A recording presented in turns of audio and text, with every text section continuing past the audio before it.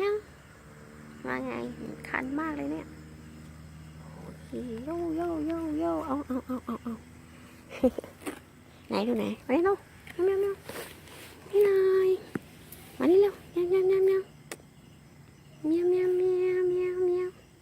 นี่ปกติไม่ค่อยเล่นเลยนะวันนี้มีพิเศษไอ้แมวน้อยของเขาตัวแมวน้อยเงานะฮะมันชอบมาเวลาสวดมนต์อ่ะชอบมาคอเคลียใช่ไหมชอบไม่ได้ร้อยแมวน้อยหันหน้าดูสิไหนดูหน้าสิหล่อไหมไหนแล้วเจ้าไก่น้ำลายไหนดูหน้าหน่อยอุ้ยโอ้ยตาเขียวด้วย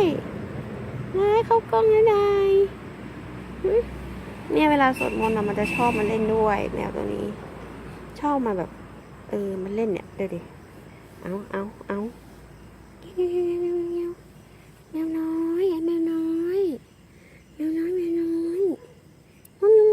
ที่บ้านก็มีมาตัวหนึ่งเหมือนกันแต่มันมีปลอกคอมาสวดมนต์สวดมนต์ขอพรก่อนจะไปกรุงเทพ